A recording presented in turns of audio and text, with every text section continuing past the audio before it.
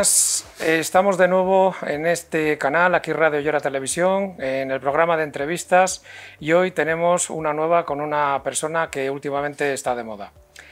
Como siempre que empezamos estas entrevistas, les decimos a todos los nuevos televidentes que nos ven que se suscriban en este enlace que sale aquí y que le den a la campanita de actualizaciones con las cuales recibirán sin necesidad de buscarlas las distintas entrevistas. Hoy estamos, como siempre, en la sede de otro de nuestros grandes patrocinadores, en CEDEU, en la calle José Picón, Centro de Estudios Universitarios, perteneciente a la Universidad Rey Juan Carlos. Estamos aquí con Samuel Vázquez. ¿Quién es Samuel Vázquez? Pues Samuel Vázquez es una persona que está muy de moda, criminólogo, también es escritor, ha escrito 2 libros, Justicia Poética, y el libro del que vamos a tratar hoy, un libro polémico, que está siendo bastante polémico, Don't Fuck Police, Policía, y es presidente de la Asociación de una Policía para el Siglo XXI. Antes de nada, Samuel, muchísimas gracias por estar aquí hoy con nosotros. Gracias por la invitación, encantado de hablar en cualquier foro de ciencia policial. Su currículum es impresionante, porque además usted en su profesión, no solamente por lo que le he dicho, además escribe artículos, participa en simposios, dedica muchísimo tiempo a dar conferencias, ha participado en sedes de soberanía nacional, como es la Asamblea de Madrid, como ha sido en el Congreso. Además se le ha visto muy cercano a partidos, no partidos políticos, sino a personas que tienen que ver con partidos políticos, muy preocupados por la seguridad, y usted siempre ha estado ahí y le tienen como referencia. Y aparte de eso, su profesión trata con el ciudadano día a día, más de 20 años. Y sin embargo usted se ha hecho famoso por algo un poco extraño, y es una intervención que tuvo en la Asamblea de Madrid, en la cual contestó con datos objetivos, podrán gustar o no, pero eran datos con ítems, a 2 parlamentarios de 2 partidos políticos. Eso salió en un vídeo que se ha hecho viral y que la última vez que lo he visto creo que está cercano ya al 1.000.000 de visitas, y a raíz de ahí se ha creado una polémica bastante en fin, extraña, ¿no? ¿Qué es lo que ha pasado en realidad, Samuel? Bueno, nosotros llevamos diciendo lo mismo ya varios años, pero bueno, a veces el momento, la oportunidad, no se sabe muy bien por qué. Yo ya había estado en el Congreso hace años, 2 veces, los vídeos tuvieron un cierto impacto dentro del mundo policial, vamos a decirlo así, pero este no, este ha salido fuera del mundo policial, no sé si el hartazgo de la gente, quizá, es el momento oportuno. Fueron 2 contestaciones, una al diputado de Podemos en Vallé, que traía la réplica a mi ponencia ya escrita, es una cosa que yo no entiendo, porque si eres diputado tienes que tener cierto nivel, y si todavía no me has escuchado, ¿cómo puedes traer la réplica escrita?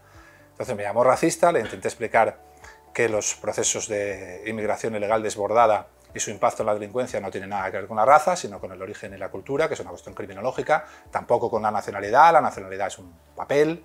De hecho, dentro de 10-20 años la mayoría serán de segunda y tercera generación, serán españoles, pero sí con la cultura y el origen. La cultura y el origen marcan todos los usos sociales, los positivos, comida, música, los negativos también, el crimen. Cuando se producen procesos desbordados, eso tiene un impacto en la sociedad. Le dio igual, sigo llamándome racista. Ese vídeo tuvo pues aproximadamente 500.000 de visualizaciones, pero es que luego llegó el del PSOE, un chaval muy joven que me dijo que yo no daba datos y me vino a vender que habían traído a un comisario, que había hablado de que Madrid era muy seguro y demás. Entonces le di los datos reales, le expliqué lo que era el sistema estadístico de criminalidad, el índice de criminalidad del que presume Marlaska y los anteriores ministros. Se lo desmonté en 1 minuto, porque se desmonta en 1 minuto, porque es una falacia, porque es un engaño a la ciudadanía. Y ese vídeo, en el que me muestro un poco vehemente, porque ya había sido insultado y ya estaba un poco harto, pues ha llegado efectivamente al 1.000.000 de visualizaciones. Y eso ha hecho daño. Ha hecho daño porque al que le contesto es un miembro del partido que actualmente está en el gobierno. Pero yo no tengo la culpa de que el índice de criminalidad sea un engaño masivo a la población. Eso no lo hago yo. Es un engaño y hay que explicarlo a la gente, porque la gente tiene que saber estas cosas. No podemos tratar a los ciudadanos como tontos, como un rebaño. Tenemos que decirles la verdad y que ellos saquen de esa verdad sus propias conclusiones. Cuando se habla con usted, claro, criminólogo, escritor, conferenciante, escribe artículos, una persona que cuando usted habla se le escucha, vaya que sí se le escucha. Se lo digo porque soy consciente de lo que ha supuesto en redes sociales el hacer la convocatoria para entrevistarle a ustedes hoy. De hecho, hay gente que ha venido de fuera de Madrid expresamente para escucharle, ¿no? Pero antes de nada, y para luego vamos a ir concretando, usted es presidente de una asociación. ¿Qué es exactamente la asociación Una Policía para el Siglo XXI? Una manera de rebelarse ante un sistema, una manera de decir basta ya. Nosotros tenemos un modelo policial que viene de los años 80, que protege discursos políticos y estructuras de poder, pero no protege ciudadanos, que en estadios medios o bajos delincuenciales, como fueron la década de los 90 y principios del siglo XXI, pues no se nota, no tiene impacto. Pero cuando el crimen se desborda, cuando aparece una nueva realidad delincuencial que ha aparecido en Europa desde hace 20 años, primero en Francia, Suecia y ahora ya aquí, no tiene respuesta. Nuestro modelo policial no tiene respuesta porque no está preparado para eso. Nosotros queremos revertir el modelo policial, hemos hecho una crítica, pero no solo una crítica, sino una propuesta alternativa para revertir todo el modelo policial, porque es la única salida. En los estadios de criminalidad elevados como los que tenemos ahora, las políticas sociales no sirven. Suecia es el ejemplo, era el país de las políticas sociales, te daban una paga prácticamente por todo y fue criminológicamente el primer país en rendirse. La educación no sirve en estos estadios de criminalidad. Francia es el gran ejemplo, educación laica francesa, el liceo francés, de lo que todo el mundo en Europa presumía, era la educación por excelencia de Occidente, segundo país en sucumbir criminalmente. En estos estadios de criminalidad, que no estamos ya en los años 90, solo sirve modificar de manera abrupta la política criminal y el modelo policial. Y si no hacemos eso, estamos condenados al fracaso y nuestros hijos vivirán en un mundo que no se parecerá en nada al mundo en el que vivimos nosotros. Don't Fuck Police, vamos ahora al libro. Un modelo policial para que protege al poder y no al ciudadano. Yo antes de nada le voy a decir que me he leído el libro, lógicamente, por razones obvias. Me lo leí antes de la polémica. Y yo podré estar, y yo no soy nadie, pero vamos, cualquiera que lo haya leído, además sé que está teniendo mucha repercusión. De hecho, el otro día me llamó mucho la atención porque venía en el coche preparando además esta entrevista y me sorprendió porque en un programa de una tertulia de las máximas de audiencia que hay de una radio convencional a nivel nacional, estaban hablando del libro, ¿no? Sí. Lo cual me extrañó. Además fue muy curioso porque en esa entrevista empezaron hablando mal por culpa de que estaba en inglés y luego les dijeron que no, que había que leerlo y que lo tenía en la papelera, pero que lo había recuperado uno de los contertulios y demás. Me hizo muchísima gracia, ¿no? Pero bueno, yo me he leído el libro para mí es un libro, un buen libro, es un libro que se lee de forma ágil, y más allá del tema ortográfico, léxico y demás, que no es el origen, yo más allá de opiniones suyas y de Josema Vallejo, que es el otro coautor de este libro, en fin, podrá gustar más o menos, pero yo creo que por encima de todo hay dentro de la Constitución tenemos un artículo que es la libertad de opinión y podrá gustar más o menos. ¿Qué ha pasado para haber llegado a lo que se ha llegado con este libro? Bueno, lo primero de todo, para la gente que haya podido confundirse en esa tertulia, el libro está en español, obviamente. Sí. Está en español, sí. El título obedece y tiene una razón, que si lees el libro, pues lo entiendes. Fuck the police es casi un lema, casi un himno que inicia el proceso de cancelación de la policía en Estados Unidos hace ya más de 30 años, ¿verdad? Que ese proceso culmina hace nada con el Defund the Police y aquel experimento de Seattle, donde todo un barrio se queda sin policía, los activistas de izquierdas toman la comisaría, la convierten en un centro social, la alcaldesa progre lo permite, la jefa de policía Best, negra de Seattle, también lo permite, le mandan comida, les mandan, bueno, y dura 28 días más o menos, violaciones, agresiones sexuales, primero matan a un chiquillo de 16 años, un chiquillo negro a manos de otro negro, que debe ser que ese chiquillo no importa tanto como los delincuentes que mueren a manos de la policía, porque no hubo manifestaciones. Luego vuelven a matar a otro más, a los 28 días Carmen Best dice aquello de enough is enough, ya basta, y ordena a la policía entrar y desmantelar el barrio. Lo podía haber pensado esta señora escogida por el poder político 28 días antes si nos hubiéramos ahorrado a 2 niños muertos. Tiene que ver con eso, ese proceso de cancelación ha llegado a España, sobre todo de la mano de ciertos partidos políticos. Es un proceso que tiene un impacto mediático enorme, que supone mucho para el policía de a pie, supone un coste muy alto en cada actuación. Eso es una canción que acabó convirtiéndose en un himno, en camisetas, en grafitis que puedes ver en España y en cualquier país europeo, Fuck the Police, y nosotros decidimos ponerle el Don't Fuck the Police. O sea que tiene su historia, pero el libro está escrito en español. ¿Cómo hemos llegado hasta aquí? Hemos llegado hasta aquí porque hemos estado en manos de los peores. Y es así, y ahora estamos en manos de los peores en el peor momento. Y eso tiene un coste. Durante mucho tiempo la delincuencia no tuvo impacto, porque vivíamos en Europa, era de cierto modo segura, nada que ver con Estados Unidos, ¿verdad? Aquel país bohemio, cuando yo era niño mi padre escuchaba los vinilos de Aznavour, ¿verdad? La Bohemia, París, todo era muy seguro, España también. Bueno, teníamos el cine kinky, esto en los años 80, pero en los años 90 aquello cambió mucho. Cuando una cosa no tiene impacto en el voto, no tiene impacto, los políticos la olvidan. Los políticos solo viven para el voto. Da igual que les estés avisando, esto va a cambiar. No tenemos las estructuras, no tenemos las estrategias. Esto va a cambiar. Da igual que se lo digas en el Congreso, como se lo dije yo, se ríen de ti. Porque no tiene impacto en el voto. Y aquí se funciona por impacto e influencia. Si no tiene la influencia necesaria para impactar en el voto, no hacen nada. Y llevamos en manos de esta gente 40 años. Y no han hecho nada. El problema es que ahora hemos cambiado de estadio. Y ninguno asume el hecho de decir vamos a un lugar al que nadie quiere ir. ¿Por qué? Porque esto implica asumir responsabilidades. Yo he sido el responsable de llegar hasta aquí. Entonces, van a intentar engañarte hasta el último día, como pasó en Francia y como pasó en Suecia. Hasta el último día te hablarán de un país seguro. Te falsearán las estadísticas a través de un índice que es una vergüenza para decirte que vivimos en un país seguro. Te hablarán de casos aislados. El mensaje siempre será ese. Y si no te avienes a ese mensaje, te perseguirán. Nadie discute el mensaje, lo que pone el libro. Nada discute el mensaje, nadie discute el mensaje, pobre del que discuta el mensaje. Yo he discutido el mensaje. Hace un mes, como bien dices, mi vídeo discutiendo el mensaje tuvo 1 millón de visualizaciones. Pues un mes después ya estoy citado en régimen disciplinario por una falta grave o muy grave que puede implicar desde que me quiten el sueldo hasta la suspensión por una denuncia de un mando que tiene 1 año por hechos que ocurrieron hace casi 2. Pero me la sacan ahora, justo un mes después de esto. Nada discute el mensaje, nadie discute el mensaje, pobre del que discuta el mensaje. Usted y Josema dicen en el libro que España está perdiendo la batalla contra la violencia y el crimen. ¿Cree que esto, primero, en qué se basa, qué argumentación?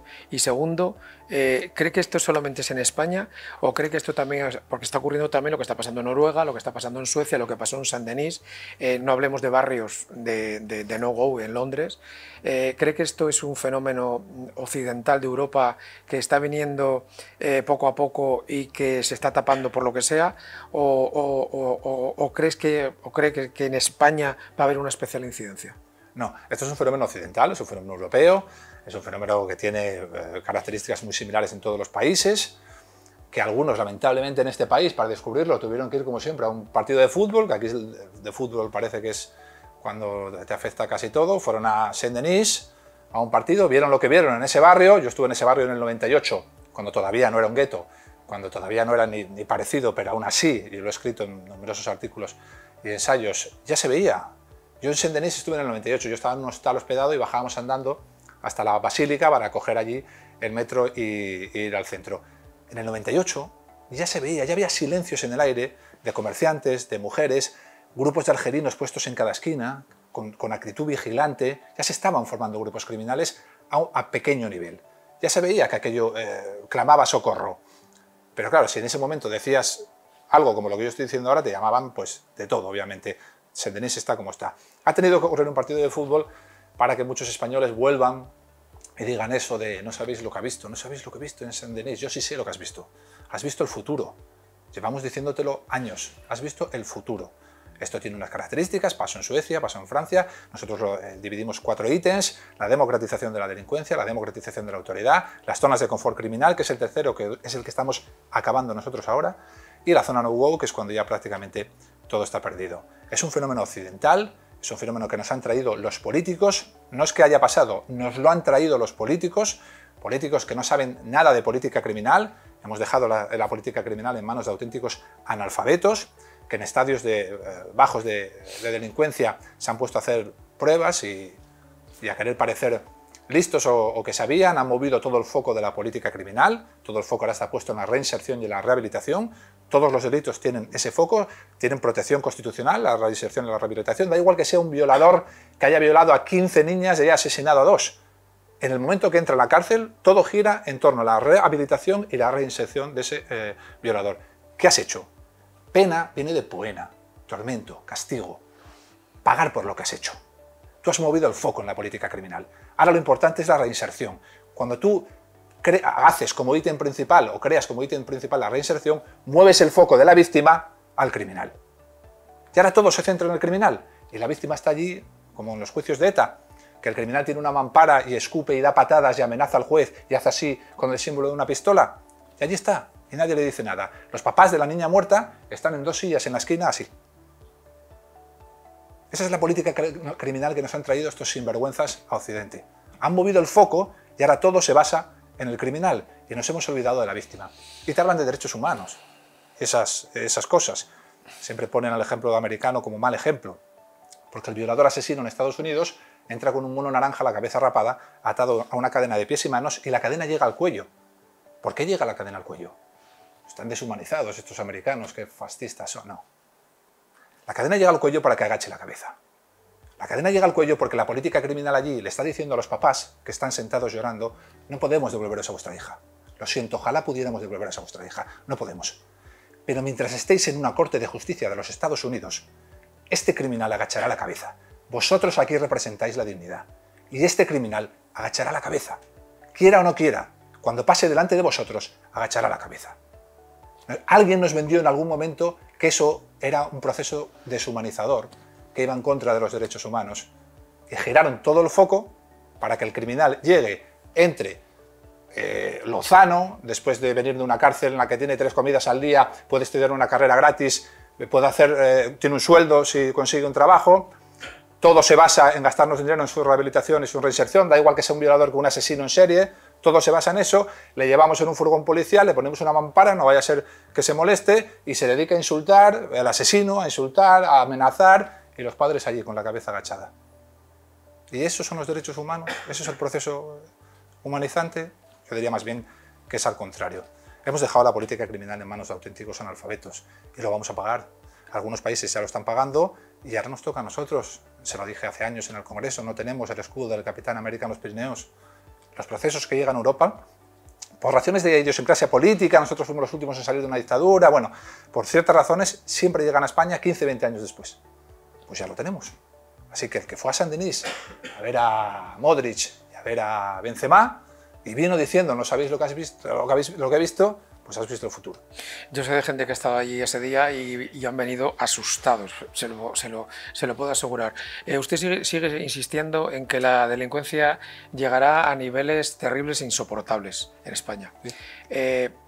Pero es que no lo ve ningún partido político, porque parece, yo por lo que le he escuchado a usted en varias entrevistas, la izquierda es parte de su apéndice ideológico, lógicamente. Es una estrategia, la violencia en la izquierda efectivamente, es una estrategia, es un apéndice muy importante de su discurso político. Pero es que el otro día, preparando esta entrevista, he visto como una diputada del Partido Popular también se enfrentó a usted. No sé si fue en el Congreso o fue en la Asamblea de Madrid. Creo que fue en el Congreso. Ana Belén Vázquez, puede ser, que la entrevisté también hace tiempo, pero mira, no salió el tema, ¿no? Pero ¿no lo ve nadie? Sí, mira, esto no va de partidos ni de ideologías, esto no va de... Yo es que no creo en partidos, solo creo en personas. Esto va de que llegue alguien que quiera cambiar las cosas. Luego le voy a preguntar por eso. A mí me da igual en qué barco llegue, yo quiero alguien que quiera cambiar las cosas. Y el problema es que llevamos 40 años con lo mismo, llevamos 40 años de alternancia. Y claro, la alternancia es la alternancia. Al final uno hace lo mismo que el otro, solo que uno es rojo, el otro lado es azul, pero no logras ver la diferencia. Hablas de 2018, gobernaba el PP. Yo fui al Congreso, no sé si creían que les iba a decir que todo iba bien, pero les dije y les anuncié lo que iba a pasar en los siguientes años. Les dije, va a tardar muy poco, es cuestión de 3-4 años, se va a desbordar la criminalidad. Les dije, la primera ciudad en perder ese será Barcelona. Les expliqué por qué. Les dije lo que era una zona de confort criminal, cómo los políticos pueden ayudar a que esa zona se cree antes. Ada Colau ayudó negociando la autoridad. La autoridad es una cosa que no se negocia, se impone, porque si no, no es autoridad. Ella la negoció. Al negociarla creas una zona de impunidad, una zona de confort criminal que acaba convirtiéndose en un gueto, en una zona no-go. Bien, yo se lo expliqué todo, pero como gobernaba el PP, no podías decir eso. Si gobierna el PP tienes que decir que todo va bien, que somos un país seguro, porque claro, como gobiernan ellos, y no tienen que asumir ellos la responsabilidad. Entonces, una especie de... No ya con ella, sino con una delegada del gobierno, Hernández Bento, creo que se llamaba. Yo ya había comparecido por la Ley de Seguridad Ciudadana. Allí les expliqué lo que iba a decir Europa de la Ley de Seguridad Ciudadana. Que no gustó tampoco. También acerté, no gustó. Les dije, esto es una ley ambigua, es una ley mala, que no va al meollo del asunto, y además es una ley que pone en manos de políticos sin ninguna formación en ciencia policial, que solo tienen el carnet del partido y que llevan toda su vida en política, la potestad de imponer a una familia una multa de 600.000 euros. El 90% de las multas fiscalizadas por jueces, por tribunales, jueces y magistrados, no tienen ese poder. 600.000 euros pueden arruinarte la vida. Sí. No podéis poner en manos de un político del partido la capacidad porque en Europa van a decir algo, como le dijeron luego, que esa es la base de todo el argumentario de la comisión esta de Venecia contra la ley, ¿verdad? Yo se lo dije. Y se enfadó. Me interrumpió y me dijo, porque yo dije, los delegados del gobierno son gente que no tiene ninguna formación en esta materia. Me dijo, son del grupo A. Dije, del grupo A no quiere decir nada. Una profesora de historia es del grupo A, claro, y de ciencia policial no sabe nada. Y añadí, que, no, yo lo dije espontáneamente, en este país ha habido ministros de sanidad que no sabían la composición de una aspirina. Bueno, se dieron por aludidas. A la siguiente comisión me mandaron a 2 ex delegadas del gobierno. Se pasaron toda la comisión riéndose, hablando, mascando chicle. Bueno, aquello era... Y al final me dijeron aquello de no le podemos aceptar su discurso y me metió ahí un rollo político que para qué. Es la alternancia. Ahora tienen un problema. Que ahora a mucha gente me critica por esto, porque doy nombres y demás. Que ahora sí que ha salido un partido que no busca la alternancia. A mí me encanta que me llamen políticos, porque esto solo se cambia desde la política. Ojalá me llamaran más. Pero ahora mismo prácticamente solo nos llaman políticos de Vox. Ahora vengo de Frontera Sur, Rocío de Mer, Buxadé, que me han invitado, muy amables.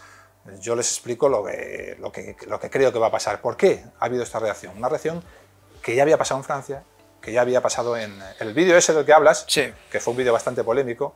Yo acabo un poco gritando y diciéndole, porque se ríen prácticamente de mí, le digo, dentro de unos años, cuando venga un partido que apueste de verdad, que sea firme de verdad contra el crimen, y haya mucha gente que decida votar a ese partido, estoy hablando cuando Vox no estaba ni en la Asamblea de Andalucía, luego no se reirán tanto.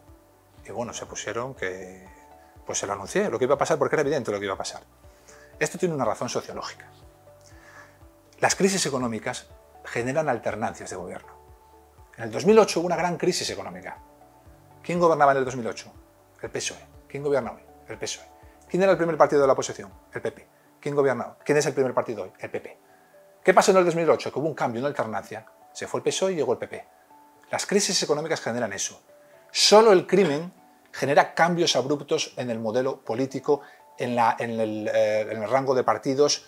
Suecia, el cambio de gobierno, Meloni, Italia, desaparición del Partido Socialista Francés centenario en Francia. Eso solo provoca el crimen, nunca la economía. Nunca la economía. Esto tiene una razón sociológica. Los seres humanos tenemos un gen atávico de siglos, que es el de protección de la prole. En esa empresa, la protección de la prole, somos absolutamente irracionales. Un hombre, una mujer, mata y muere por sus hijos sin hacerse preguntas, sin cuestionamientos ideológicos, sin debates éticos ni morales. Mata y muere por sus hijos. Nadie mata ni muere porque le suban la gasolina. Nadie mata ni muere porque le suban la hipoteca. De hecho, Samuel, si me permites, el otro día estaba escuchando un programa que estoy suscrito, que se dice ahora, que es argentino, y hablaba de que la irrupción de Javier Milei en Argentina es porque, no por el tema económico, porque bueno, yo creo que en Argentina la economía ya no existe, o sea, porque ese país, madre mía, cómo está, ¿no? Pero bueno, pero decían que precisamente la irrupción de Javier Milei, sobre todo en Buenos Aires, era porque había sabido captar el mensaje de la gente que estaba muy preocupada por la delincuencia. Es decir, la oposición al peronismo, que llaman, el kirchnerismo ahora, es lo que usted estaba diciendo aquí ahora, ¿no? Es decir, es una alternancia económica, el partido que está en la oposición coge los restos de que, bueno, como estos no han sabido llevar el tema económico, está mal la economía, bueno, pues cambiamos a ver si esto cambia, ¿no? Pero el tema de Javier Milei es un tema transversal y precisamente decía que habían captado el tema de la delincuencia y bueno, que estaban muy preocupados también, los poderes establecidos, que estaban muy preocupados porque no sabían coger ese discurso. Pero si me lo permite, y continuando con lo que estaba diciendo, le voy a decir una frase del libro que viene muy a colación de esto que estamos hablando ahora. Todo esto cambiará, está cambiando, lo vamos a cambiar los policías de a pie. Solo necesitamos que aparezca un líder que se atreva, un político sin complejos, que se atreva a partirse la cara. La asociación suya, ¿han encontrado ya ese político o política o el perfil, o no cree que, teniendo en cuenta que los partidos políticos están tan encorsetados, que el que se mueve no sale en la foto y que aunque quisieran no pueden porque está fuera del discurso obligado, del relato marcado por la jerarquía, no lo han encontrado todavía? ¿O sí lo han encontrado? A ver, Milei, efectivamente, Milei es un tío muy inteligente, viva la libertad, carajo, que grita, Sí. que grita Eso dice. Ya lleva, bueno, yo ya le conozco desde hace tiempo, he visto a Lucía por ahí del Club de los Viernes, ya hace tiempo que analizamos. Yo siempre he dicho, por esto de la perspectiva liberal de la vida y demás, que no se puede uno, sobre todo cuando empezaba Rayo en las tertulias y estas cosas, digo, no puedes hablar solo de economía porque ahí es un debate perdido, hay que extender el debate. Milei ha sabido captar eso. En España es muy difícil. Pues ¿vale? le llaman fascista, ¿eh? Sí, sí, claro. Bueno, a mí, acabo antes de entrar aquí, me ha llamado uno amenazándome, me ha dicho que dejara la farlopa, que me iba a enterar, bueno, estaba Roberto ahí de testigo. ¿Pero aquí? ¿Has ido aquí? Ahí en el bar, tomando un café, me ha llamado un número privado y tú eres no sé quién, digo yo mismo. Y me ha dicho que dejara la farlopa, que era un fascista y que me iba a enterar y no sé qué. Bueno, me da igual porque evidentemente es un cobarde, se llama desde el número privado. Pero bueno, que estas cosas son coste, hay que subirlo. Me quedo a cuadros. No, esto es... yo tuve que cerrar mi Facebook cuando en el diario.es. Ah, por cierto, creo que le han cerrado también la cuenta de Twitter. Que era Guido Princesa. Sí, se la han cerrado. 40.000 seguidores, hay una red que se llama Redbirds. Pero sí hay... Pero me extraña porque el otro día entré, que me lo mandaron, que yo no lo creía, temas de Hamas y temas de estos de los talibanes tienen perfiles en los cuales dan instrucciones y eso no lo cierran. Y se lo han cerrado a usted. Es una cuestión de un algoritmo que sabe manejar. ¿Pero que se lo han cerrado por este libro o por qué se lo han cerrado? No, en realidad es el mensaje. Hay una red de personas que son unos chavales que deben estar muy ociosos de ultraizquierda, que tienen un grupo donde se llama Redbirds, pájaros rojos. Ah, sí, algo he oído hablar de eso. Cuando te cogen a ti, a mí ya me habían avisado hace un mes, oye, tu cara está en este grupo, dicen vamos a ir a por este no sé qué, vamos a ir a por este, hay que ir a por este no sé qué, y efectivamente hacen denuncias masivas, utilizan el algoritmo con una serie de palabras y te la tumban. Y 40.000 seguidores era para mí una herramienta de trabajo. Me la han tumbado, ahora estamos en el proceso de apelar y demás, pero me la han tumbado y tuve que cerrar Facebook por los insultos y amenazas que recibía cuando me sacaron mi cara en una portada de un diario, el diario.es. Bueno, es un coste que tiene en la vida, pero es un coste que hay que asumir porque uno cuando decide coger un escudo y plantarse es porque busca, yo tengo 3 hijos y lo que quiero es un mundo mejor para mis hijos, entonces es un coste que hay que asumir. Y ya está. En política en España, que a lo que sí, íbamos, estamos hablando pues, es difícil, la política está muy encorsetada, ¿vale? Nosotros empezamos muy bien con Ciudadanos, en el primer Ciudadanos, el del mensaje fuerte, el mensaje duro, luego los discursos sobre inmigración ilegal desbordada, no sobre inmigración, sino sobre inmigración ilegal desbordada, que es lo que afecta de verdad a los procesos criminológicos, y sobre todo los de ideología de género, que yo llevo defendiendo muchas veces, desde hace muchísimos años, que la ideología de género no iba a salvar a ninguna mujer, iba a poner en peligro a unas cuantas, y también a muchos hombres, eso ya lo estamos comprobando hoy de manera fáctica, porque es una ideología que está hecha con perspectiva política, sin ninguna perspectiva de ciencia policial, que además está impuesta como se imponen las cosas en las dictaduras. En las democracias se supone que las leyes se acompasan al Estado social, a lo que piensa la gente, las dictaduras es al contrario, las leyes se imponen, lo que piensa una élite se impone al resto. Pues eso fue lo que hicieron. Antes de meternos la ley, durante años nos inculcaron la ideología. Pero una vez inculcada la ideología, universidades, televisiones y demás, nos hicieron la ley. Eso no gustaba en aquel momento y nos separamos de Ciudadanos, luego con el PP pasó lo que pasó, estaban en el gobierno, había que decir que todo iba bien, yo no pienso decir que todo va bien, yo pienso decir que todo va cada vez peor, y ahora por primera vez, a mí no me da miedo decirlo, aunque me llamen de todo, ¿vale? Por primera vez hay un partido que de verdad ha apostado. Cuando digo apostado, digo que Vox no solo nos llama para sus cumbres o lo que como quieras llamarlo, sino que nos pide estrategias, nos pide ciertas cosas que nosotros le damos y que llevan a los parlamentos, y eso es lo que nosotros buscamos. De momento solo es un partido, ojalá fueran más, ojalá fueran todos, pero de momento solo es un partido. Yo no puedo apostar por todos por el hecho de ir a sacarme una foto, porque ahora tenga más poder mediático, menos poder mediático, no.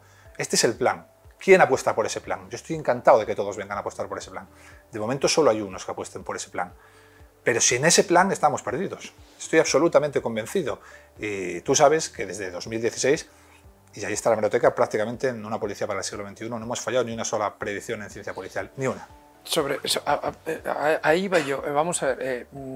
Quien les siga a ustedes desde hace muchísimo tiempo han sido muy críticos con el tema del tema de la ideología de género, pero alguien se pensaba que con las charlas feministas de sororidad, con pintar los bancos de colores y los semáforos de color rosa y poner un apéndice en un sitio de copas diciendo este es un lugar seguro a las 3 de la mañana, alguien se pensaba que se iba a salvar, digo yo, vamos, no sé, usted es criminólogo, Sabe de sobra sabe que no. mucho más que yo de ese tema, seguro. ¿Hay algún estudio de algo? Porque es que ustedes además tienen una cosa, podré estar más de acuerdo o no estar de acuerdo. Yo, por ejemplo, le digo, yo este libro lo he leído, hay pues a lo mejor un 5%, que a lo mejor digo, bueno, pues hay matices, vale, pero hay una cosa que es incuestionable. Eso que está ahí escrito es verdad. Además, usted no, como se dice vulgarmente, no se ha metido en un charco. Es decir, lo que dice está basado en documentos, en estadísticas y lo redacta como reflexiones, es cierto, pero vamos a ver, lo que usted describe del año 90 en Nueva York, eso ha ocurrido. Sí, claro. Es más, no es que haya ocurrido, es que además ha servido de base para cambiar políticas de inmigración, pero además muy claras. ¿De verdad cree que estas políticas que acabo de enumerar ahora o estas acciones dentro de este marco de Chupiguay, esto sirve para algo de verdad? Esto no sirve para nada y ellos lo sabían. El problema es que nunca fue la intención resolver ningún problema. Han convertido dramas en negocios. Con la ideología de género es lo mismo que la inmigración ilegal, es exactamente lo mismo, ¿vale? Es un drama que han convertido en un negocio. Los negocios tienen un problema. Cuando Manolo abre un bar, Manolo no abre un bar para cerrar el bar a los 6 meses. Abre un bar para vivir toda la vida de él. Y abre un bar porque tiene 3 hijos y quiere mejorar en la vida, si le va bien, para comprar el local de al lado y ampliarlo. Y así poder dejarle un futuro mejor a sus hijos.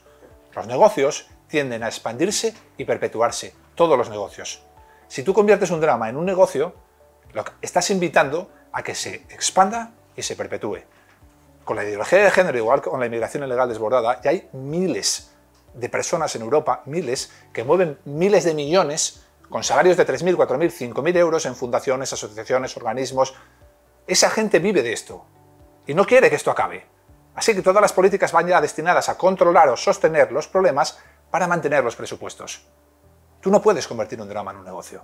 Un drama es un drama y hay que tratarlo como un drama y un drama no tiene solución buena. Por eso todos los tweets de la ministra de Igualdad acaban con futuribles. No pararemos hasta. Sí. ¿Qué es no pararemos hasta? Tú sabes de sobra que va a haber asesinatos siempre, desde que la humanidad es humanidad, porque siempre va a haber personas malvadas. Tú no vas a acabar con esto. Es mentira. No pararemos hasta es la invitación a seguir dándome presupuestos. Ojalá no. Pero si dentro de 20 años pudiéramos otra vez reunirnos todos aquí y siguieran los mismos gobernantes que tenemos hoy, los tweets de Irene Montero serían los mismos. No pararemos hasta. No se puede convertir un drama en un negocio. Un negocio sirve por intereses políticos, para proteger discursos políticos, para ganar votos, pero no proteges a mujeres así. ¿Qué sentido tiene hacernos creer que todos los asesinatos, homicidios, cuando la víctima es pareja o expareja, tienen como base y fundamento vector el machismo? Hay decenas de razones por las que un ser humano puede matar a otro ser humano. ¿Cómo va a ser que si ese ser humano es pareja o es pareja de él, la única razón sea siempre el machismo? Pero ¿cómo nos han podido convencer de eso? Es más, ¿cómo nos han prohibido estudiar el resto de razones desde una perspectiva criminológica, que es cómo ayudaríamos de verdad a las mujeres? Porque las mujeres están absolutamente olvidadas. Las verdaderas víctimas, mientras ayer una ministra que cobra no sé qué y que vive en un palacio se hace la víctima por un comentario de una diputada, Carla Toscano, que es el mismo comentario que hizo su expareja, el hombre que escogió para compartir su vida y ser el padre de sus hijos, hizo ese mismo comentario hace 5 años en la tele sobre Ana Botella. Y escogiste a ese hombre para ser el padre de tus hijos. Ahora hace el mismo comentario sobre ti, Carla Toscano, y montas un circo de victimización. Las víctimas de verdad son otras. Y mientras estamos atendiendo al circo, estamos desatendiendo a las verdaderas víctimas. Yo lo sé porque llevo 20 años atendiéndolas. En el momento de explosión, yo trabajo en un grupo de respuesta. Yo respondo a llamadas del 091 y del 112 durante toda la noche. Yo llego cuando está llorando en el suelo con la cabeza partida. Ahí es cuando llego yo, para intentar detener al que se le ha partido. A esas las tenemos arrinconadas. Y el dinero acaba siempre destinado al circo. Y lo sabían desde el principio. ¿Y qué podemos hacer? Seguir gritando. Pero no, al que grita, al que dice, no, hay que analizar otros ítems. Homófobo, machista, fascista, racista, señalamiento mediático, tienes que cerrar tus redes porque ya influye en tu familia. Es un castigo muy alto, es un coste muy alto. Pero Samuel, es que además hay otra cosa que es difícil de entender, ¿no? Es que lo que dice en su libro tiene razón. Porque, por ejemplo, hace referencia a que se ha incrementado a través del 11,33%, creo, quitando los años de la pandemia, con respecto a junio del 2021. Creo que viene reflejado en el libro, ¿no? Y yo lo he consultado y es verdad. Pero es que a mayores,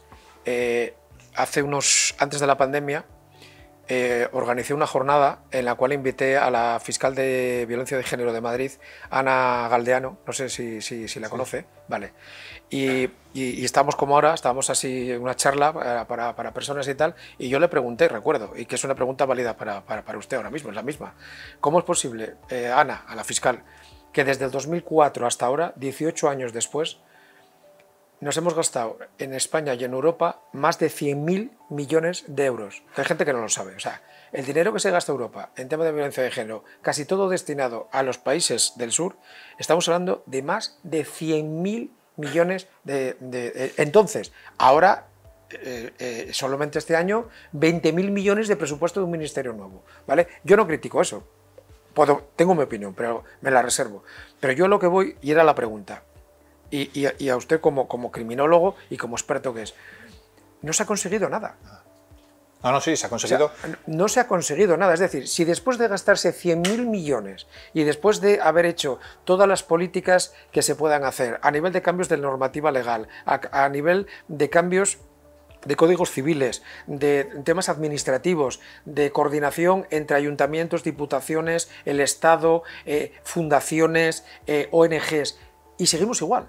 Entonces, usted tiene razón, tiene razón. Entonces, ¿por qué cuando usted lo dice en foros en los que se supone que esa gente está para cambiar los problemas reales de la gente, no le hacen caso?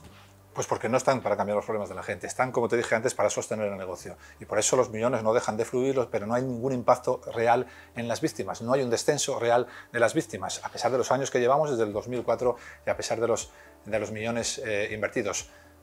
¿Qué vas a hacer si hemos permitido legislar a personas que son literalmente analfabetas? Es decir, no primera acepción de la RAE, porque leer y escribir sí saben, pero segunda acepción de la RAE, no saben nada sobre esta materia.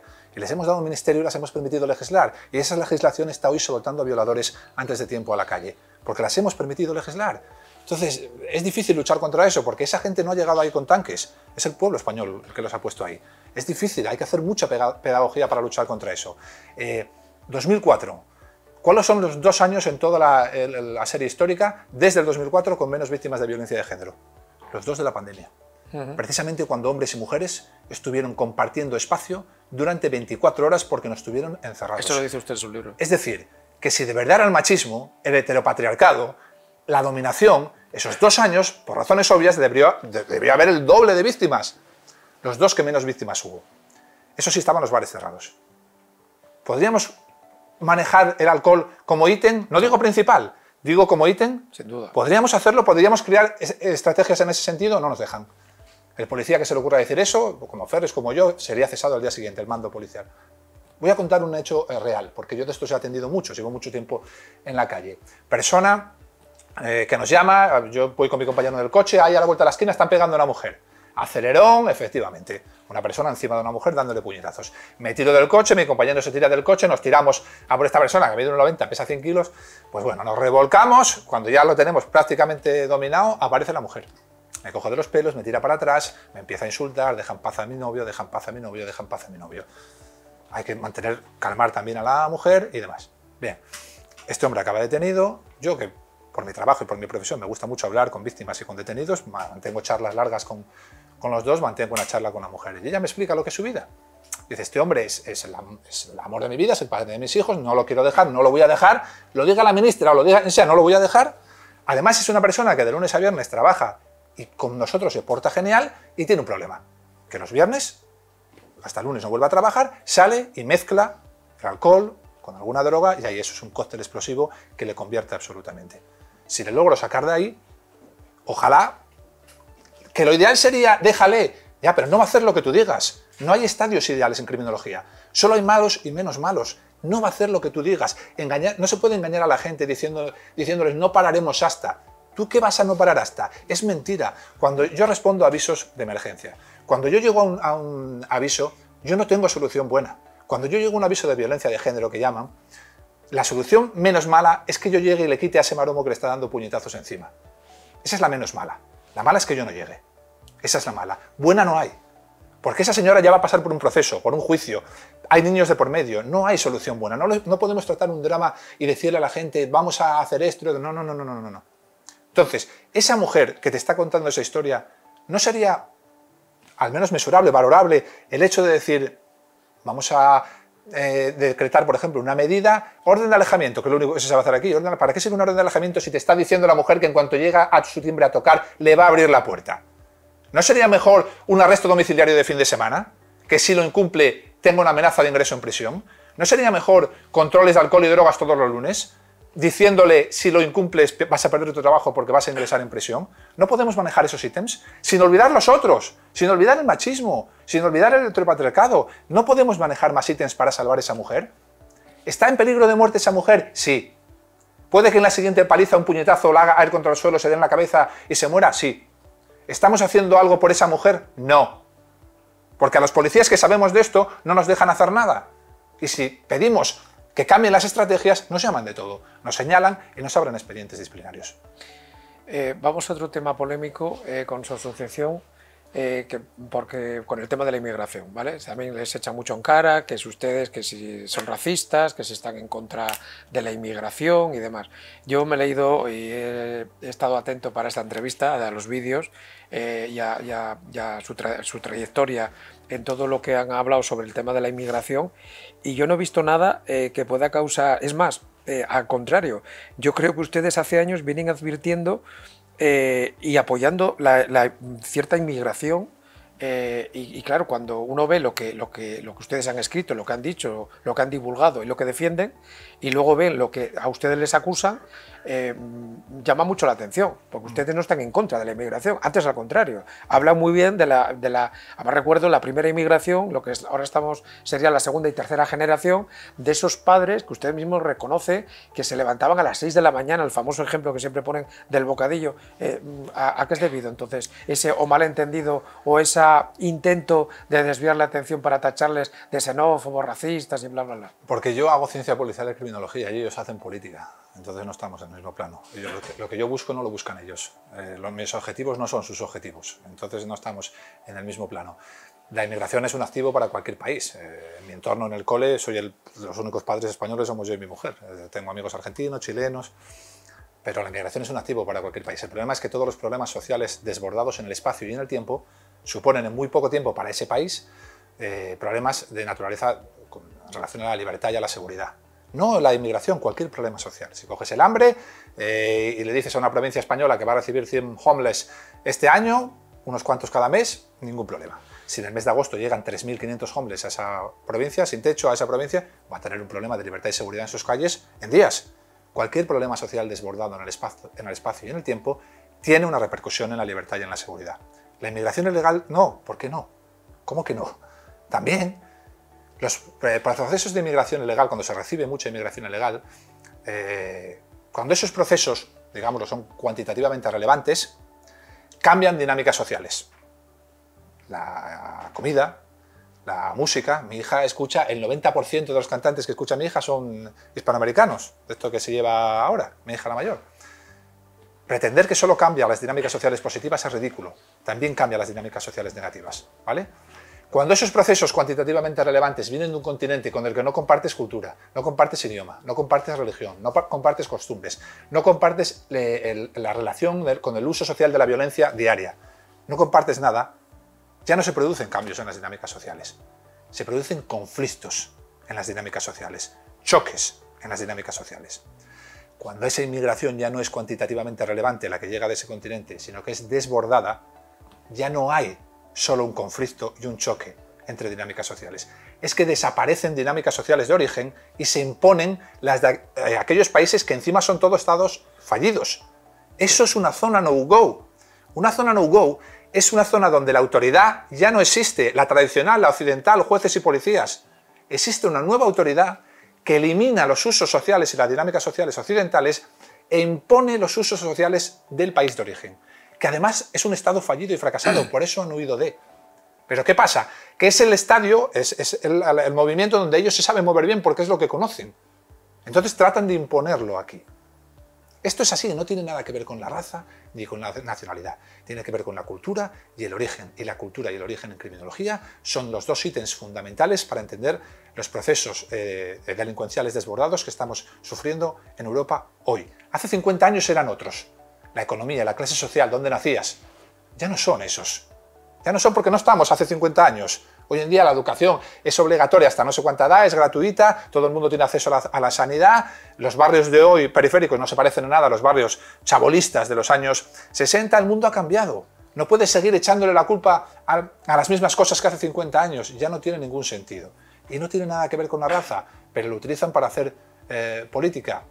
¿Qué vamos a hacer? Las bandas latinas de Madrid, estas luego te voy a preguntar, que me obligan a decir juveniles y no son latinas, nacieron en Estados Unidos. Sí. ¿Y por qué nacen en Estados Unidos? Porque a mediados del siglo pasado hubo un proceso de inmigración ilegal desbordada desde Sudamérica y Centroamérica hacia Estados Unidos por la frontera de México. Y allí pues pasa la historia esta del bocadillo, la de Nike Jordan, que ahora me pide todo el mundo a las ponencias que la cuente, pero no sé por qué, se me ocurrió un día contarla, que forma parte de vivencias personales propias. Pero es como se han formado las bandas latinas, ni más ni menos. Es decir, primera generación, en España la primera generación no era desbordada, todavía la inmigración ilegal no era desbordada, fue hace 20, 30 años, el 90% eran hispanoamericanos, compartíamos todo con ellos, todo. Eran el 90%, eran gente que se venía aquí a matar, a trabajar. A matar, a trabajar. Y los íbamos a buscar, de la época de Rubalcaba, que tú también la has vivido, para hacer estadísticas, para hacer palotes. Es que a mí me hace gracia, y perdona que te interrumpa, porque en primero de BUP, entonces cuando era el BUP, al aprobar a mí me regalaron unas zapatillas de esas. Nike Jordan. Por eso me hace gracia. Bueno, ¿no? Es que todo el mundo quiere unas Nike Jordan, los jóvenes porque les ha tocado vivir culturalmente en términos de cine, de deporte, de una época malísima, no han tenido la suerte de crecer de niños en los 80, que fue una década para el cine, para todo. Entonces, ahora está de moda los retro, las Nike Jordan, y todo el mundo quiere unas Nike Jordan. Yo también las quiero porque yo viví la época de Jordan y además juego el baloncesto. Entonces, esos papás que venían a matarse, ¿qué hicimos con ellos? Porque no supimos ni siquiera tratar desde una perspectiva criminológica y policial a una primera generación que venía lo que venía. No supimos ni eso. Íbamos a los metros a detenerlos por extranjería, por estancia ilegal. Iban con un bocadillo a correr 12 horas para tener un futuro mejor para sus hijos. Y durante la época también del Partido Socialista, tú sabes que se trajeron unidades de seguridad ciudadana de la primera línea contra el crimen en Madrid para ir a los metros a detener a esta gente. Esa gente tuvo hijos. Y los hijos entendieron claramente el mensaje. Mi papá viene, mi papá se coge un bocata, a 6 de la mañana se va 12 horas a currar. Mi papá acaba en una celda. Yo quiero unas Nike Jordan, mi papá no me puede conseguir las Nike Jordan. Como mi papá está mucho tiempo fuera, ahora yo me voy a la cancha de fútbol, al parque, y allí me encuentro con mi nueva familia, la banda. Y en la banda, en 3 meses, tengo mis Nike Jordan. ¿Entendieron el mensaje? Ese es el origen, hoy, de las bandas latinas, que empezaron cobrando ciertos euros a chavales por jugar en las canchas de fútbol, en Aluche, en Usera, Villaverde, nadie le dio importancia, pero en criminología todo lo que no tiene coste tiene recompensa. Y la recompensa es la escalada y la reincidencia. Eso implica la recompensa. Si yo hago esto, me junto en torno a una banda, cobro 1 euro por entrar en una cancha de fútbol y nadie me dice nada, porque nadie denuncia a una banda, y como nadie denuncia, los mandos policiales pasan del problema, estadísticamente no existe, así que no existe. Como nadie hace nada, escalo, reincido. ¿Por qué no voy ahora a juntarme entre 6 o 7 y en lugar de cobrar, pegar un palo y quitarle un móvil a ese chaval? El móvil ya son 100 euros. Y entonces cada vez hay más bandas, porque cada vez hay más impunidad, y empiezan a chocar, y ahí salen los machetes y las luchas por el territorio. No supimos atajar el problema cuando había que atajarlo, y ahora el problema nos ha estallado en la cara. Volviendo a lo anterior, sorprende escuchándole. Lo que acaba de decir es algo que es a favor de los inmigrantes, es decir, usted mismo reconoce que el Estado no les hemos tratado bien, entonces no se acaba de entender muy bien que les estén tachando por otra parte, pues eso, de que están ustedes en contra de la inmigración y demás. Pero ahora que habla de la zona no-go, que lo ha sacado a colación, el otro día hay un escritor, una persona que ha hecho un libro, Alejandro Espinosa, que me lo mandó el borrador para que lo leas, un botreto de 500 hojas, pero bueno, y habla sobre ese tema, ¿no? Sobre el tema de la inmigración en Europa, y lo va detallando por países, y se le ponen a uno, Samuel, los pelos de punta. Yo le voy a pedir permiso para mandárselo a él, porque está también para publicarlo y demás. Es terrible porque habla de las zonas no-go, por ejemplo en Londres, lo que está pasando en Londres, que se está prácticamente, lo sabrá usted, 4 personas más, pero lo que se pone en ese libro, que no ha salido publicado, pero yo lo he leído, es terrible. O sea, hay zonas en las cuales la policía no es que no entre, no, es que no entra ya en el ejército. O sea, es una zona en la cual allí hay unos individuos con turbante que son los que mandan, que son los que van familias y se sientan allí delante y ellos son los jueces y actúan a nivel desde el punto de vista civil, de matrimonios, o sea, es algo que se le pone los pelos de punta por su experiencia. Y esperemos que en esto, si dice que sí, no acierte, porque hasta ahora han acertado en todo. ¿Cree que hay peligro real en España de que con el tiempo haya zonas no-go? Sí, va a ser un periodo muy breve de tiempo. Es un peligro porque no sabemos atajar el problema. Nosotros hemos llegado más tarde a esto, sencilla y llanamente, porque hemos tenido la enorme suerte de que la primera oleada de inmigración era hispanoamericana. Es una suerte que no ha tenido Francia, que no ha tenido Bélgica, que no ha tenido Suecia. Nosotros hemos tenido esa enorme suerte y ni esa, como digo, supimos gestionar. Yo siempre digo, de hecho, que nosotros no llegamos hace 5 siglos a Hispanoamérica con una cruz porque sí. Yo creo que el futuro de Occidente, la salvación de Occidente, puede estar en Hispanoamérica, porque todavía conservan esa cultura cristiana. ¿Qué es Occidente? Roma, Grecia y el cristianismo. Te guste o no te guste, da igual. No es que yo no creo en Dios, es irrelevante que creas o no creas en Dios. El cristianismo ha condicionado toda la ética europea, de la manera que la búsqueda de la verdad y la cultura está condicionada por Grecia, y el ordenamiento jurídico, el imperio de la ley, lo que nos hace dejar de ser bárbaros, viene del derecho romano. Eso es Europa, da igual que te guste o no te guste, es lo que hay, ¿vale? Si perdemos esa esencia, perdemos a Occidente. Y Occidente es la cultura, la civilización más próspera y libre que ha conocido la humanidad. Nosotros aquí estamos perdiéndola por incomparecencia en el campo de batalla.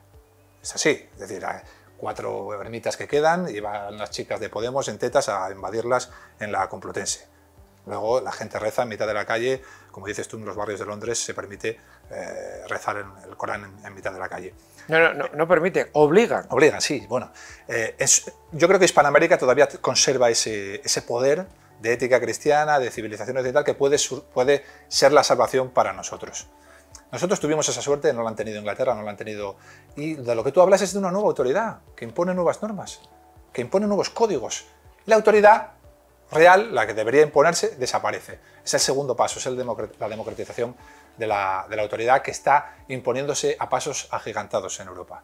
Aquí hay gente muy joven, pero también hay gente que no tanto, hace nada, 30, 40 años, nada, en términos históricos, la autoridad era indiscutible. Un maestro era autoridad, un médico era autoridad, mamá y papá eran autoridad. Era una autoridad indiscutible. No digo si peor, mejor, se podría mejorar, criticar ciertas cosas, cómo se imponían, pero una autoridad. Si yo iba al cole, cometía una trastada y me daba un bofetón, un cachete el profesor, el maestro, cuando yo llegaba a mi casa, nada más abrir la puerta, mi padre ya me daba otro cachete. No preguntaba quién tenía razón. Reforzaba la autoridad indiscutible. El maestro era una autoridad indiscutible y había que reforzarla. Ese mundo ya no existe. ¿Afecta en la calle, en el modelo policial? ¿Eso cómo no va a afectar? Hace 30, 40 años, una reyerta, llegaba un policía nacional con un bigote, un cigarrillo y delgado como un ripio, como dice Josema, y solo su presencia o la presencia de un tricornio, 9 de cada 10 veces, la presencia policial acababa con la pelea. Había un respeto a la autoridad y se separaban. ¿Qué pasa hoy si llegas en Madrid a la 1 de la mañana en una pelea? Un Z. ¿Qué pasa? Te escupen, te insultan, sacan los móviles, te graban, te humillan. En vez de empezaron 3 la pelea, y ahora ya son 7 encima de ti. Tienes que pedir refuerzos, tienen que pedir 10 coches. Hemos democratizado la autoridad. Porque eso era guay, era progre, era chulo, porque somos derechos humanos y una no sé qué, no sé cuánto.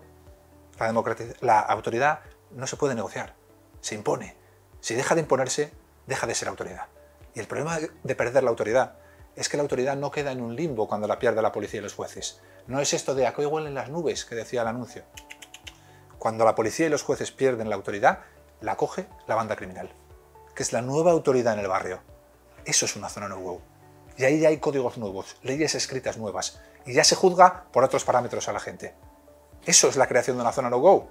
Por eso yo sabía que Barcelona iba a ser la primera ciudad en perderse en España, porque allí la política ha negociado la autoridad. La alcaldesa negociaba con los manteros, permitió a los manteros crear un sindicato. Si un guardia urbano que se supone ve una manta y dice "tengo que levantarla y multar a este hombre", porque ese negocio de ahí vende lo mismo, tiene 2 trabajadores, tiene que mantenerlos y paga impuestos para sanidad, para educación, y este señor le está quitando el negocio, van a acabar despidiendo 2 trabajadores y encima no paga impuestos ni para sanidad ni para educación. Aparte de que por encima de este señor, como todo el mundo sabemos, hay una mafia criminal, ¿no?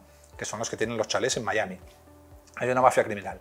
El policía debería decir, fuera la manta. Como los del Black Lives Matter, ¿no? Bueno, eso es un movimiento político que está... Que una de meten las dinero todas las grandes se multinacionales. haya descubierto que tiene un chalet de 3 millones de dólares. Sí, bueno, ahí meten dinero todas las grandes multinacionales porque es disidencia controlada, igual que Pablo Iglesias en España, y interesa mucho a esta serie de élites económicas tener la disidencia controlada. Pero si el guardia urbano llega y dice, ¿pero qué voy a levantar yo la manta? Si van a venir a por mí, me voy a generar un conflicto, me van a grabar pegándoles o utilizando la defensa, y mi alcaldesa, mi jefa, les ha permitido tener un sindicato. Han mandado agua y calefacción a las zonas de ocupación. Al negociar la autoridad desde la propia alcaldía, los procesos de degradación de los barrios iban a acelerarse. Era evidente que Barcelona sería la primera ciudad en caer. Era evidente, se crean zonas de impunidad. ¿Dónde va el criminal? Donde claro. hay una zona de impunidad. Es su hábitat natural. Si tú entras... Ahora, ¿qué ha pasado?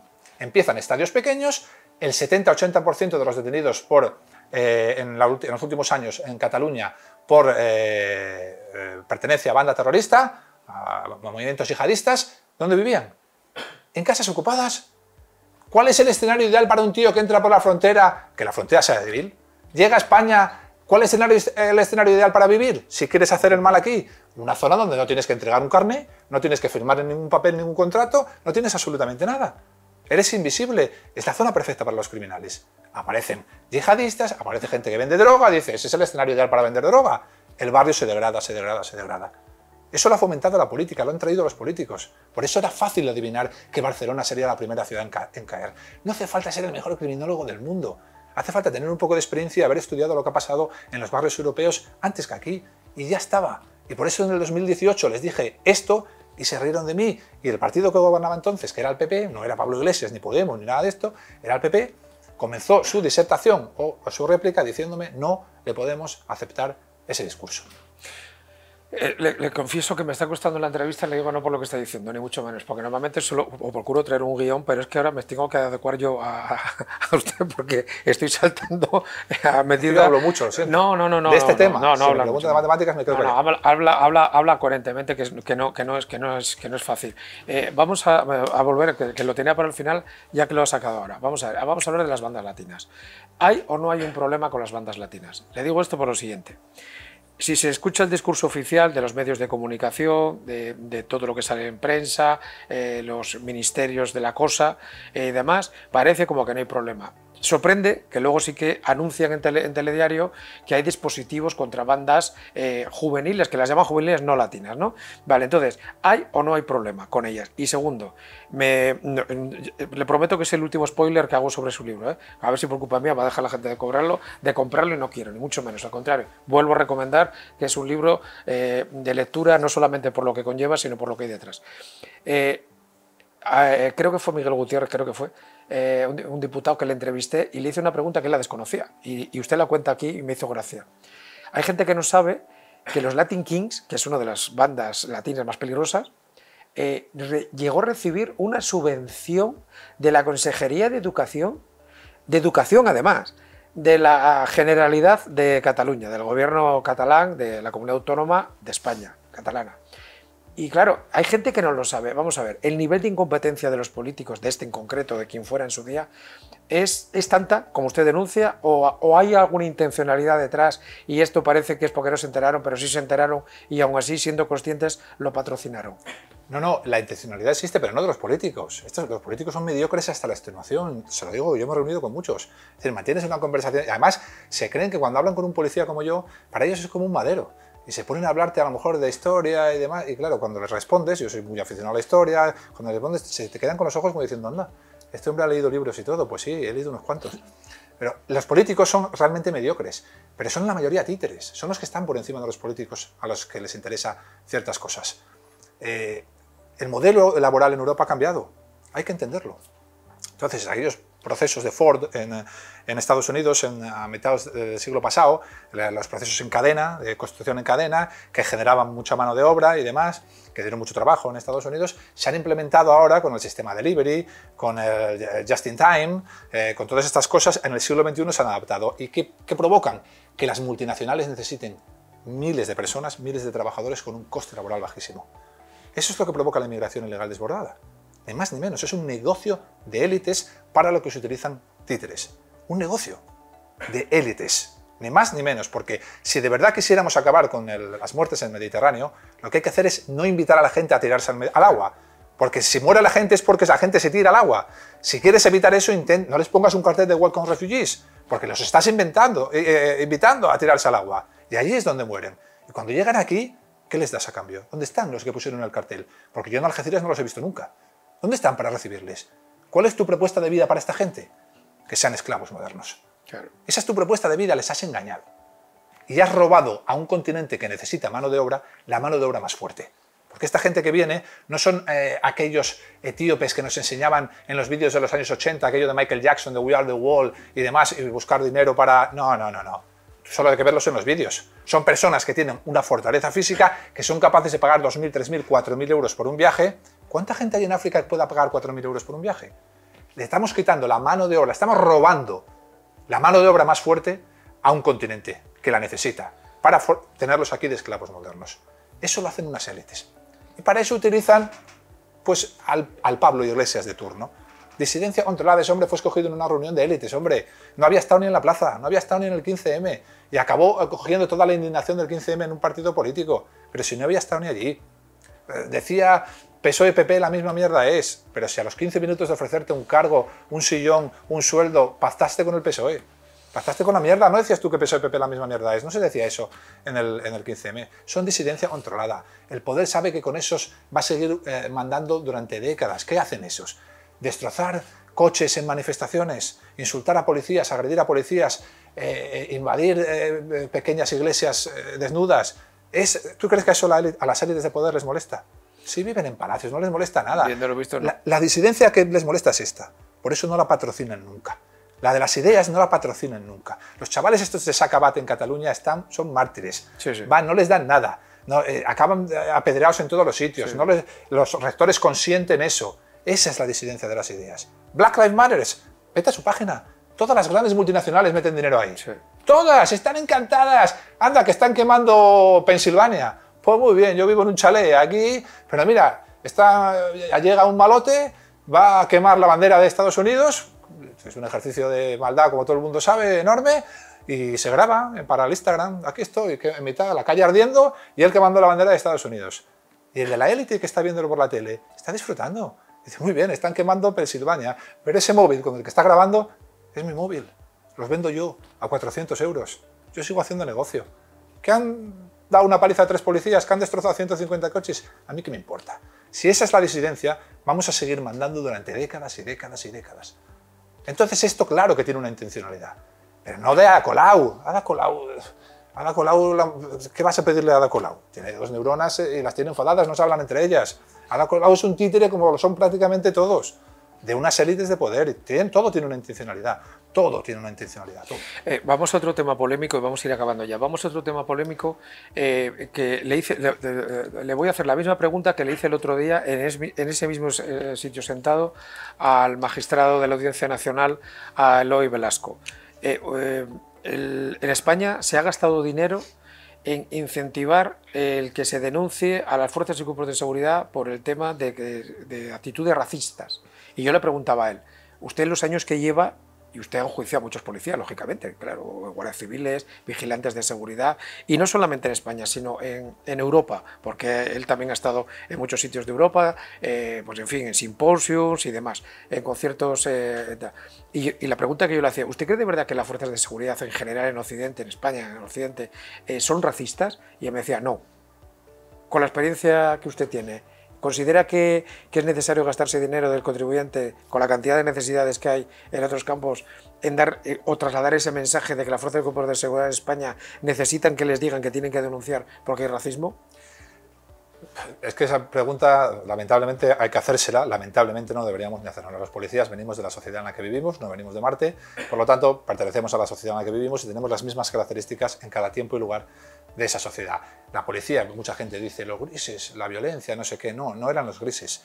La sociedad de hace 30 años, 40 años, permitía o tenía una relación con la violencia distinta a la de ahora. El profe te daba una hostia en la clase, porque eso lo he visto yo, y he ido a clase en los años 80 y a finales de nací en el 75, eso lo he visto yo. ¿Tú te imaginas hoy que le pegan un bofetón a un niño, un profesor en una clase? Acaba detenido en un juicio. La relación con la violencia era distinta. No era solo los policías, era la de toda la sociedad. Los policías venimos de la sociedad a la que servimos. Y ahora la relación es la que es. Pretender hacer creer ahora, pero ni aquí ni en Estados Unidos, ¿eh? Esto se desmonta. Sabes que en el libro se habla mucho de Estados Unidos. Sí. La policía de Estados Unidos de hoy no tiene nada que ver con la de hace 30 años. Con la que veíamos en las películas de los años 80, Sérpico y demás, aquellas denuncias. Nada que ver. Eso ya no existe. Pero siguen imponiéndotelo de manera cultural, sociológica, porque para ellos es eso, es pura perspectiva política, gastarse pero ni un duro. Pero ¿qué va? Viene todo de... antes has hablado del Black Lives Matter.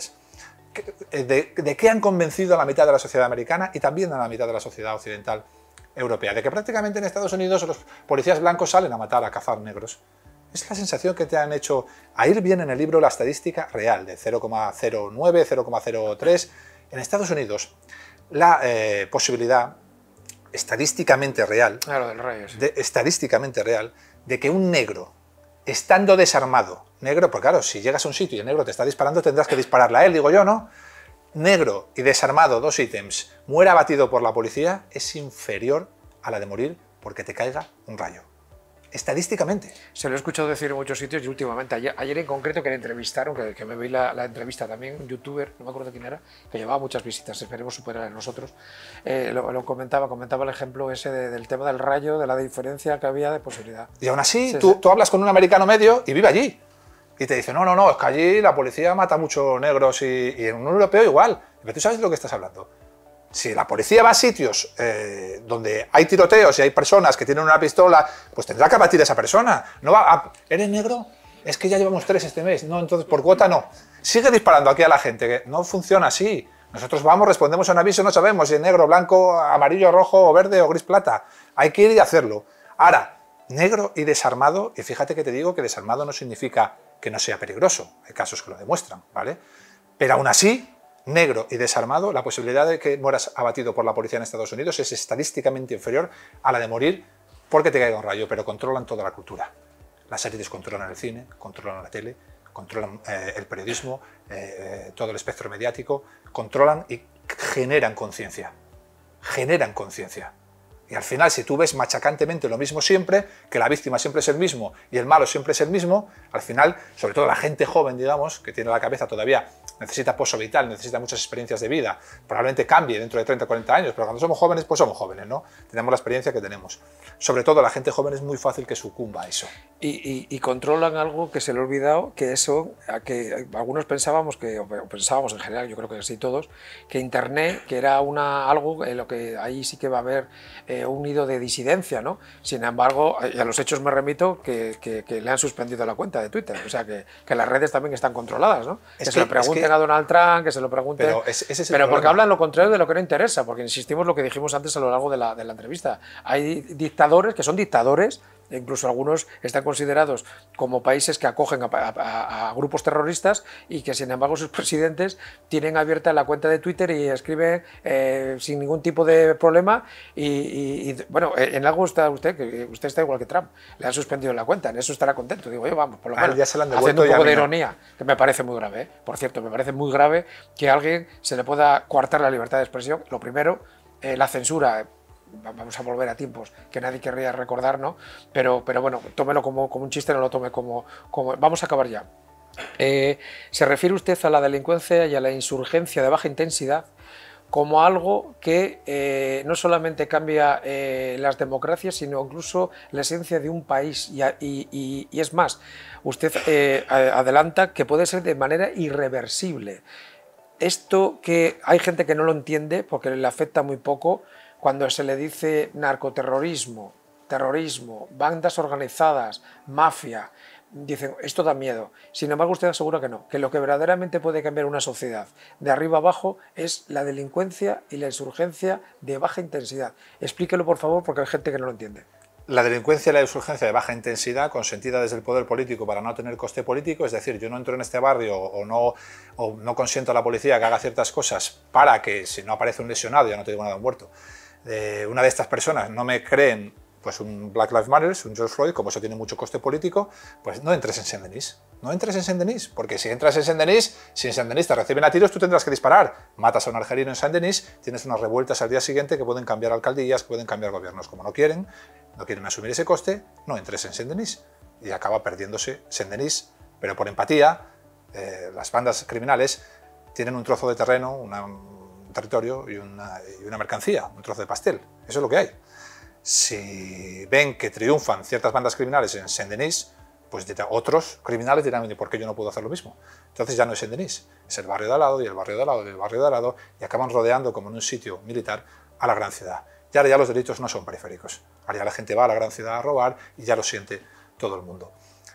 Si tú consientes que la criminalidad de baja intensidad o la insurgencia de baja intensidad, no solo lo consientes, sino que la permites, como hizo Ada Colau, desde la política, sino que la fomentas desde la política, en muy poco tiempo vas a perder el país. En muy poco tiempo se van a rendir los barrios. En muy poco tiempo se van a vencer las ciudades. Es un hecho empírico, no es palabrería. No es esto de que han creado una cátedra el gobierno para no sé quién y sale por la 1 diciéndote una chica el aumento exponencial de las violaciones en manada está relacionadas con el cine porno.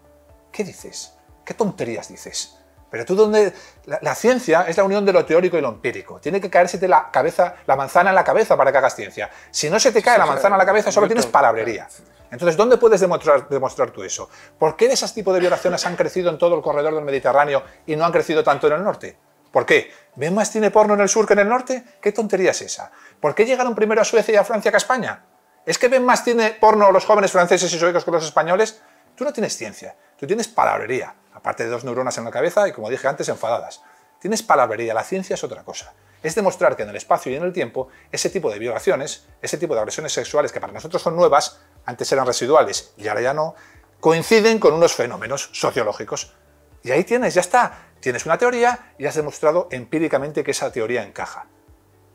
Pero aquí la mayoría tiene palabrería y palabrería y palabrería. Y enfrentarse a la palabrería es muy difícil.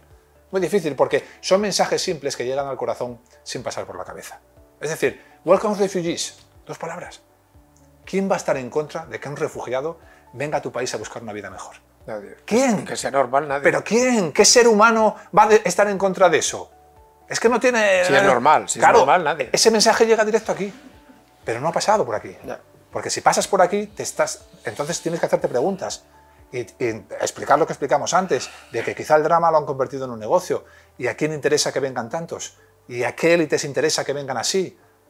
Esas son preguntas que ya hay que hacerse aquí, que no se pueden hacer aquí. Por eso si tú ves que este tipo de partidos, en el rango de edad de 18 a 24 años, tienen muchísimo más intención de voto que en el rango de edad de mayores de 65, que ya tienen una experiencia vital y es más difícil engañarles. Son permanentemente mensajes que pasan sin pasar por la cabeza, llegan directamente al corazón. Y contra eso, muy difícil luchar. Es muy difícil luchar. Hay que hacer mucha pedagogía, pero la gente...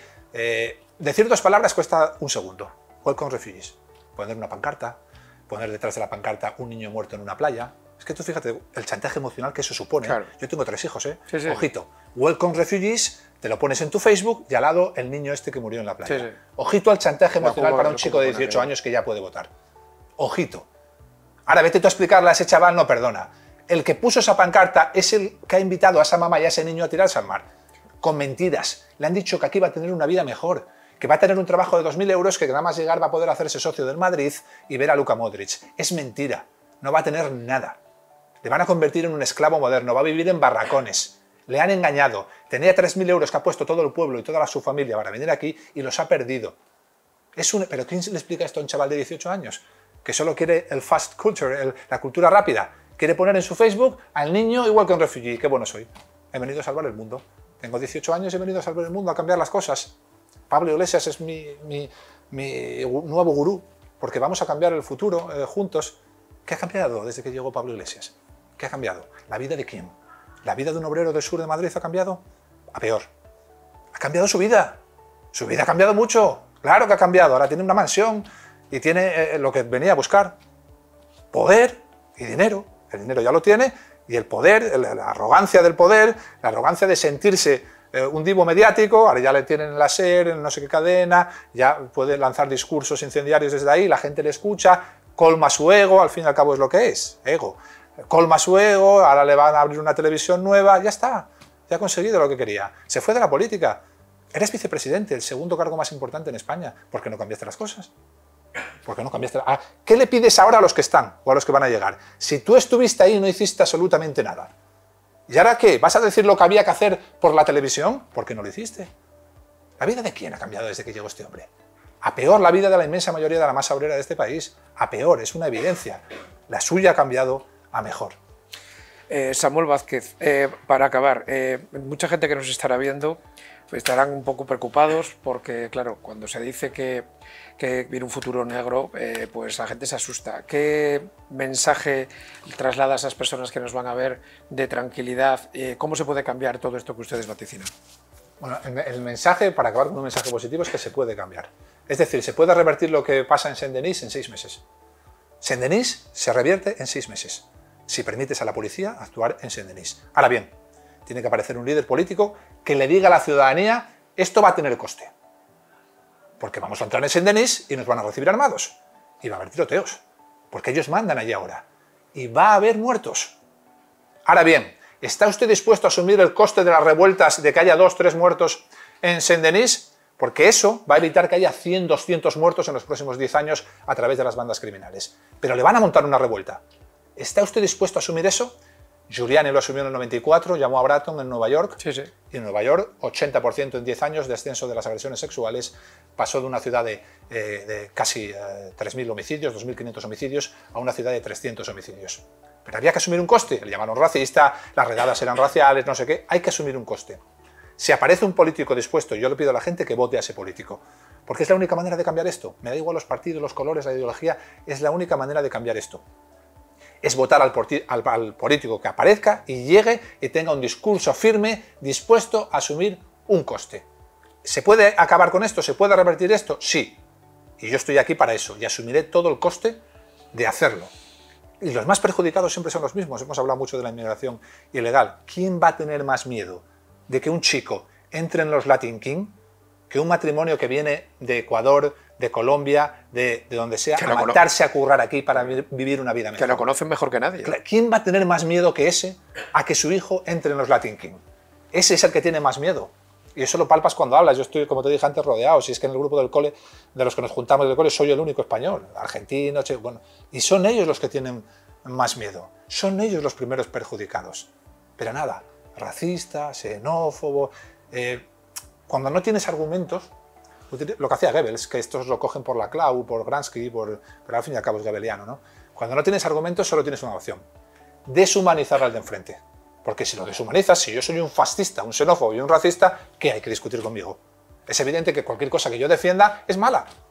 Entonces, no atacas al argumento, atacas a la persona. En Vallée, llega a la Asamblea de Madrid, me ve, no espera a que yo hable para darme la réplica, que sería lo lógico, a ver qué dice este hombre y ya la replico. Trae la réplica escrita. La primera frase ya me llama racista. En la primera frase, lo trae escrito. Quizá debiera de leerse un poquito Voltaire, ¿no? Digo yo, vamos. Y a tantos más. Digo yo. Y a Tocqueville, y a tantos más. Sí. Pero claro, no le vas a pedir peras al olmo tampoco.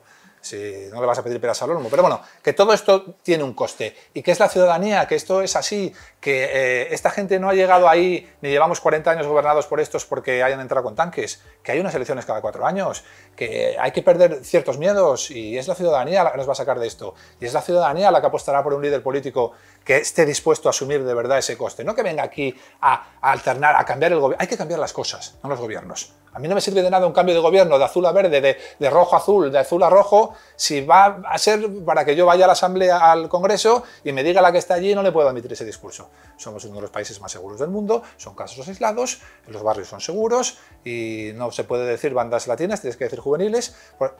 ¿Para qué quiero yo un cambio de gobierno para eso? Aquí hay que cambiar las cosas, no los gobiernos. Y eso solo está en manos de la ciudadanía. De que la ciudadanía despierte y decida de verdad dar su voto a alguien que se enfrente a este problema, pues como hay que enfrentarse a este problema. Y en Europa, lamentablemente, hemos descubierto y sabemos por experiencia que eso no ha llegado hasta que las ciudades ya estaban derrotadas. La desaparición del Partido Socialista francés llega cuando París ya no hay, tiene barrios invivibles. El cambio de gobierno en Suecia llega. ¿Cómo está Suecia ya? Que es el país en tantos por ciento con mayor número de agresiones sexuales, de muertes por arma de fuego, de un país que hace 20 años era el país más seguro de Europa. El otro día escuché un podcast de César Vidal que decía que Suecia era un estado fallido. un Estado absolutamente fallido. Él lo decía, sí, Suecia, que vive encima de petróleo, de lo que vive encima de petróleo y de gas, decía que era un Estado fallido precisamente por, lo decía él, César Vidal, porque la política migratoria que habían hecho desde hace 30 años era tan mal planificada y estaba tan mal diseñada que habían conseguido precisamente a través de la delincuencia y de zonas no-go. Él contaba que había un pueblo que eran 10.000 habitantes y que había 8.700 personas de fuera. Entonces, claro, lo que hacía era que los jubilados suecos de ese pueblo tampoco podían vender la vivienda porque no la compraba nadie. Entonces, claro, decía, es que es un Estado fallido. Claro. Esa gente que quiera salir de él no puede, después de haber estado trabajando gente con 70 o 80 años.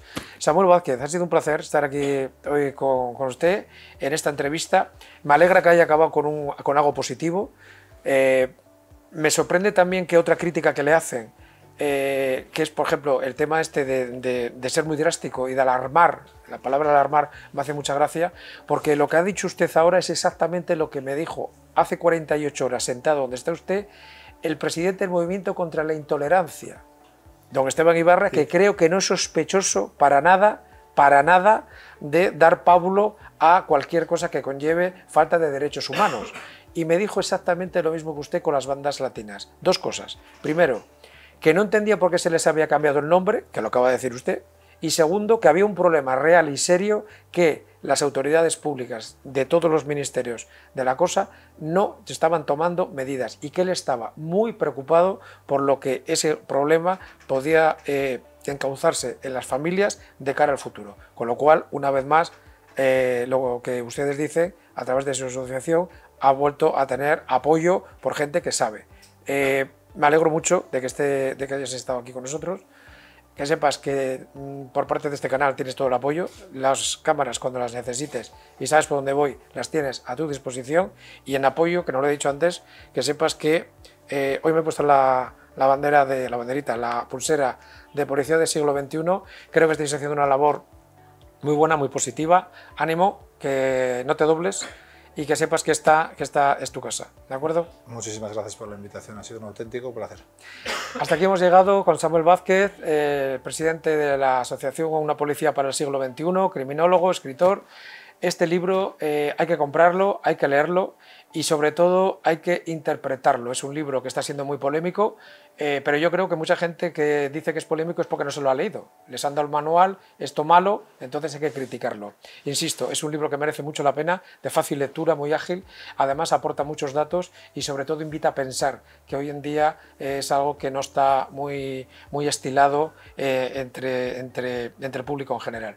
Muchísimas gracias a todos, vamos a volver pronto con otra entrevista, les volvemos a repetir lo de siempre a nuestros nuevos espectadores, que se suscriban al canal, tanto el de CDEU como el de aquí Radio y Ahora Televisión, y pronto nos veremos. Hasta la próxima.